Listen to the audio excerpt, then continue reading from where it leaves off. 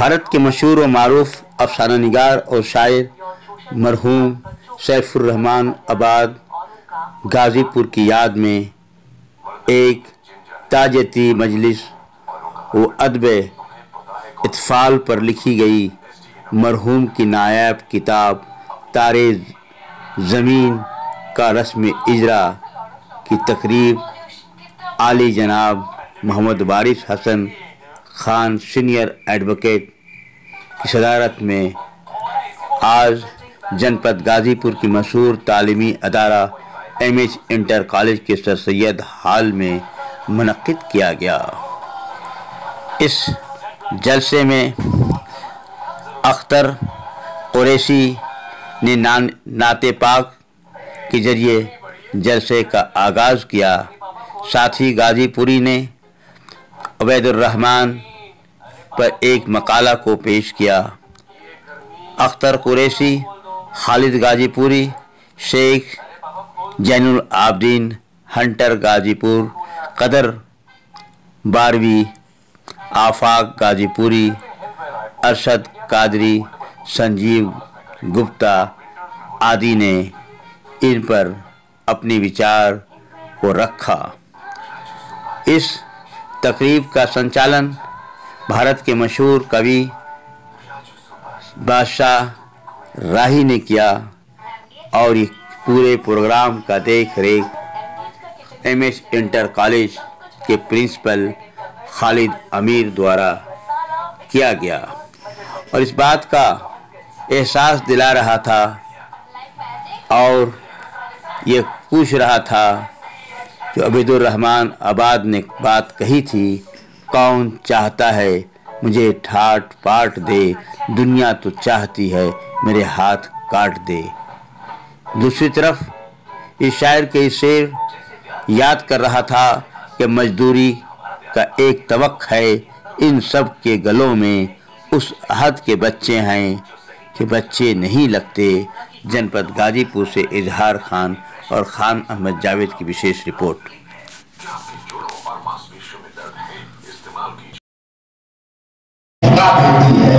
इब्रो नफ़रत के मीनारों को गिरा देती है और ये शाही को ये मिट्टी में मिला देती है और ये शाही को ये मिट्टी में मिला देती है। जलवाए कुदरते माबूद दिखा देती है, जलवाए कुदरते माबूद दिखा देती है। कुछ अजब मौत का दस्तूर नजर आता है, कुछ अजब मौत का दस्तूर नजर आता है। रुस्तमे वक्त भी मजबूर नजर आता है, तो रुस्तमे वक्त भी मजबूर नजर आता है। हजरात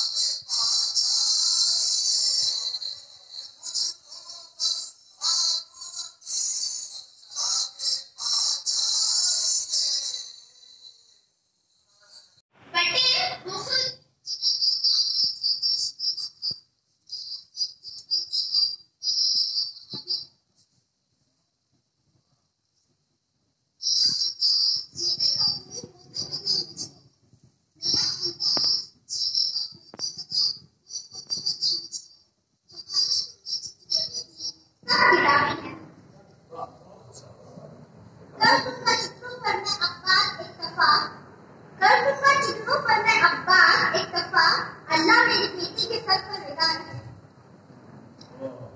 यह सच है मर के भी अब्बास वो मरते नहीं, यह सच है मर के भी अब्बास वो मरते नहीं। याद करता है जमाना जिनको मर जाने के बाद। देखिए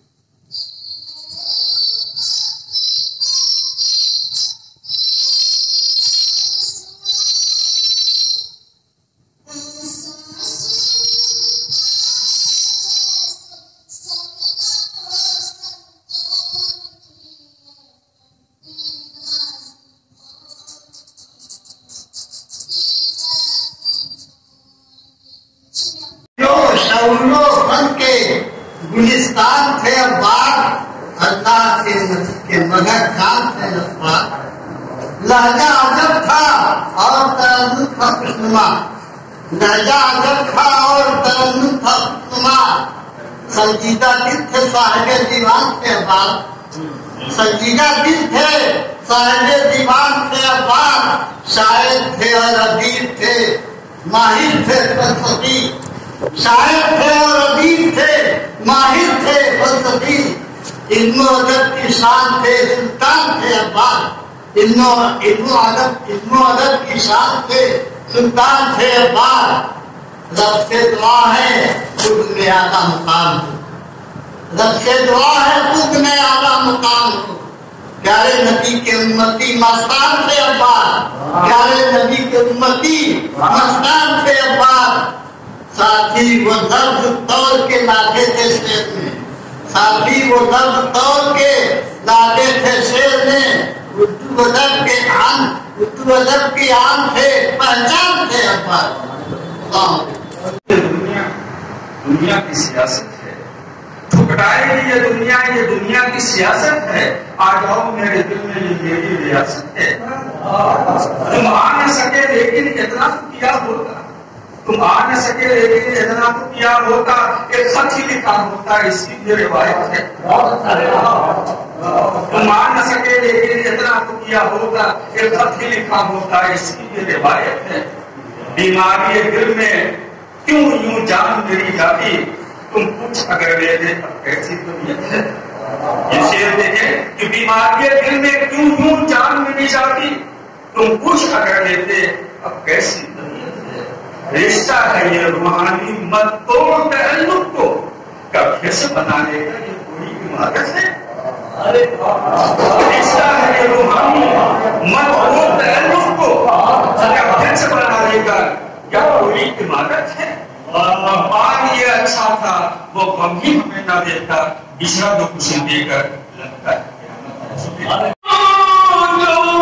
चलते हैं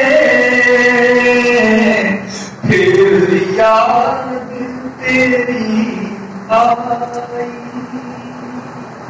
रोने का बहाना है फिर याद तेरी आई। रोने का बहाना है।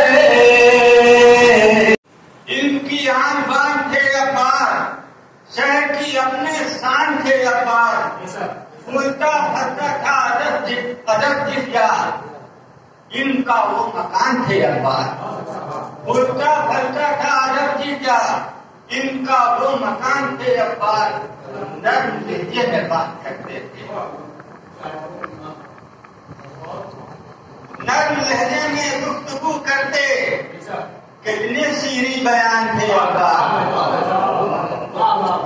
नर्म लहजे में गुफ्तगू करते, कितने सीरी बयान थे अखबार। और चुन के रखते थे खूबसूरत फूल, चुन के रखते थे खूबसूरत फूल, यानी ये गुलसितान थे अखबार। गाजीपुर से बड़े ही मानी शायर अब्बास साहब के गुजरात करते हुए कार्यक्रम में पहले थे सर, उस कार्यक्रम के बारे में संक्षिप्त। ये एमएच इंटर कॉलेज इस जनपद का काफी पुराना विद्यालय है और ये विद्यालय पठन पाठन के लिए नहीं बल्कि अपने साहित्यिक सांस्कृतिक कार्यक्रमों के लिए भी जाना जाता है। और इस स्कूल में एक परंपरा रही है, हम पहले से ही मुशायरे, कवि सम्मेलन और इस तरह के आपसी भाईचारे के कार्यक्रम करते रहे हैं। और इस शहर से, गाजीपुर की सरजमीन से कोई भी बड़ा नाम अगर जो है साहित्यकार, कोई अदब से जुड़ा हुआ आदमी दुनिया से जाता है तो उसके लिए हम शोक सभाएं भी करते हैं, एक हमारी परंपरा है। सैफुर रहमान अब्बाद मेरे अलीगढ़ के सीनियर थे। गाजीपुर की सरजमीन से उठकर अलीगढ़ से एमएससी किया इन्होंने। एमएससी करने के बाद जब इन्होंने उर्दू अदब में और हिंदी अदब में दोनों में जब कलम उठाई तो इतने अफसाने, खासतौर से इनकी जो कहानियां हैं, ये कहानियां पूरे भारतवर्ष ने, आज से नहीं सन 1980 से भारतवर्ष बड़े सम्मान के साथ पढ़ता है। ये गाजीपुर के लिए गौरव की बात है कि हमारे बीच का ऐसा अफसाना निगार, ऐसा कहानीकार, ऐसा कथाकार जिसको कि पूरे भारतवर्ष ने पढ़ा, बहुत सारे सम्मान मिले। कुछ दिनों पहले वो दुनिया से चला गया और सच तो ये है कि हमारी मीडिया ने भी ये उसको वो सम्मान या वो कवरेज नहीं दिया जो कि चाहिए था। मेरी एक कोशिश है इस कार्यक्रम के जरिए कि एक उनको याद भी किया जाए और उनके साथ साथ जो है ऐसे साहित्यकार जो है, जब भी जो है उनका एक शेर में पढ़ दूं कि आज ही जहर खा गए सारा, कल भी मरना पड़ा तो क्या होगा। ये शेर उनके दर्द को बयान करता है। हमने साहित्यकारों को, अदीबों को, शायरों को वो सम्मान नहीं दिया जो मिलना चाहिए था। वो भी पूरी जिंदगी हैंड टू माउथ मामला था उनका। घर परिवार चलाने के लिए संघर्ष करते रहे, लड़ते रहे। मुझसे बहुत सारे अपने जज्बात शेयर भी करते थे। मैंने अपने जानिब से जो कुछ भी उर्दू एकेडमी से उनको जो पेंशन भी मिलती रही। अब ये सब हालात के बीच में अब उनका परिवार जो है एक तरह से अनाथ हुआ। ऐसे हालात में मैं इस कार्यक्रम के जरिए ये भी चाह रहा हूं कि कुछ ऐसे रास्ते, ऐसे सबील, ऐसे तरीके निकाले जाएं कि सैफुर रहमान अब्बाद के वारिस कभी जो है सड़कों पे ना आए, कभी ऐसी जगह पे ना आए जहां से कि हमें शर्मिंदगी उठानी पड़े। उनके घर परिवार को ठीक से चलाया जाए। और इनकी भी जो एक बेहतरीन, उनकी बेटी हमारे सामने खड़ी है, उनकी बढ़िया तबीयत की है। ये अब्बाद की, सफेरा बाण अब्बाद की शक्ल में ये बच्चे भी जब बड़े होंगे हो सकता है एक बड़ा साहित्यकार बने या अपने अपने फन के माहिर बने, इनकी सलाहियतों को निखारने का पूरा मौका मिले। मैंने तय किया है कि इन बच्चों की तालीम के लिए एमएच इंटर कॉलेज में जब तक ये बच्चे रहेंगे तब तक जो है उनको जो है बिल्कुल फ्री ऑफ कॉस्ट और आगे की पढ़ाई के लिए भी मैं अपने साथियों से हर तरह की मदद देकर उनकी शिक्षा को रुकने नहीं दूंगा। ये मेरा फैसला है। आज उनकी इस शोक सभा के जरिए ये मेरा उनकी श्रद्धांजलि है कि मैं उनके आने वाली पीढ़ियों को अच्छी से अच्छी शिक्षा दे सकूं ताकि जो एक साहित्यकार की नस्लें और उसकी सलाहियतें मरने न पाए, उन्हें जो फलने और फूलने का और मौका मिले। ये उद्देश्य है हमारे इस कार्यक्रम का। सर, एक एडमिशन के तौर पर एक आखिरी सवाल आपसे ये पूछना चाहूंगा कि देखने में ये आ रहा है कि जो फाइन आर्ट्स लिटरेचर से जुड़े जो शख्सियत है उनको समय रहते तो हम सम्मान नहीं देते, उनके मरणोपरांत जो है कि हम सम्मान देते हैं। ये ओवरऑल जो है साहित्य और फाइन आर्ट्स के प्रति जो रुझान कब हुआ है, सर इसके पीछे क्या है? इसके पीछे मुख्य कारण एक तो ये है कि पूरा समाज इस वक्त जो है ये मनी ओरिएंटेड समाज है। वो कार्य करना है जिससे फौरन पैसा मिले, लेकिन जो है वो कार्य जिसके जरिए की जो वैल्यूज पैदा हो, जिसके लिए मूल्य पैदा हो, जिसके लिए इंसानी दर्श जहां से मिलते हों, ऐसे चीजों को हम थोड़ा सा किनारे रख दिए हैं। लेकिन मेरा अब भी ये मानना है कि समाज में जागरूकता आएगी और कभी न कभी इंसानी कदरें अपनी जगह पाएंगी और ये मनी ओरिएंटेड लोगों का भी इस सोच का अंत होगा और भारत में ये वैल्यूज मूल्य स्थापित होंगे, ऐसा मेरा उम्मीद है, आशा है। ये इस पे भरोसा करता हूं कि आने वाला दिन इससे बेहतर होगा, उन लोगों को भी कद्र मिलेगी। और जाहिर है इस बिगड़े हुए माहौल में भी अगर हमने अब्बास साहब को यहाँ बैठ के याद किया है, बहुत सारे लोगों की आंखों से आंसू चलके हैं और बहुत सारे लोगों ने उन बच्चों की दर्द को महसूस किया, उनके लिए बढ़ चढ़ के आगे आ रहे हैं, उनकी ये पढ़ाई के लिए, उनकी ये तरक्की के लिए, उनके और दूसरे कामों के लिए। तो अब भी हम मान सकते हैं कि समाज में कहीं ना कहीं जिंदगी बाकी है और जरूर जो है हम कहीं ना कहीं जो अच्छे भारत की उम्मीद कर सकते हैं आने वाले दिन में। बहुत ही मानिक शायर थे, एक बेटी होने के नाते आप उनको कैसे? ये तो कहना बहुत मुश्किल है कि वो तो हर बार याद आते हैं, ऐसा कोई लम्हा नहीं है कि जो उनको याद नहीं किया जा सकता है। और वो बहुत शुक्रिया अदा करती हूँ फायद अंकल का, उन्होंने जितना उनको जो थे वो उनको आज इस माहौल में यहाँ लाकर, यहाँ बुलाकर बैठाकर हमारे सामने भी उनको एक इज्जत दी है। जैसा कि उनके शेर जो पढ़े गए उसको सुनकर ऐसा लगा कि बेटियों की, बच्चियों की तालीम की हिमायत। जी बिल्कुल। बेटी होने के नाते कोई ऐसी खास बात जो उन्होंने तालीम से जुड़ी आपको कही हो या वो हमेशा आपको मोटिवेट करने के लिए कहते रहे, कोई ऐसी बात आपके जहन में अभी आ रही है जो आप उनसे शेयर करना चाहते हैं? जी बिल्कुल। कभी वो पहली बात तो ये कि अभी वो बेटों और बेटियों में कभी अंतर उन्होंने देखा ही नहीं, चाहे समाज में, चाहे खुद पर्सनल लाइफ हो या फिर कभी इसमें ऐसा नहीं था। हमेशा ये मोटिवेशन हम लोग को दी है कि बेटियां बहुत कुछ कर सकती हैं, बाहर निकल सकती हैं, बहुत कुछ कर सकती हैं, डर के नहीं बैठना चाहिए। जो है उन्होंने हमें यही तालीम दी है कि खुद पर हिम्मत रखो, खुद पे भरोसा रखो, ये ना समझो कि दुनिया तुम्हें दबाएगी, लड़की हो कि तुम्हें तालीम से रोका जाएगा, बिल्कुल नहीं। उन्होंने हमेशा तालीम के लिए हमें आगे बढ़ाया है और खुद उनका जैसे पढ़ा है बेटी पे शेर उन्होंने खुद लिखा है, उस चीज को उन्होंने महसूस किया, उस पे लिखा है।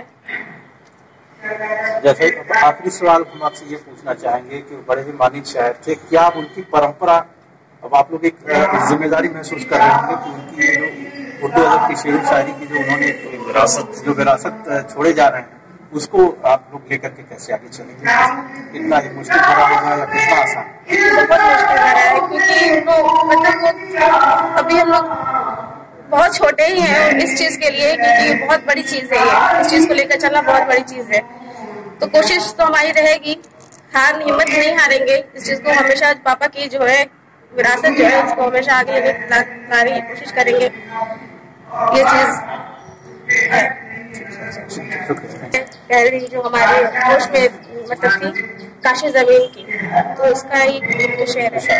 कौन चाहता है मुझे ठाट बाट दे, कौन चाहता है मुझे ठाट बाट दे, दुनिया तो चाहती है मेरे हाथ काट दे।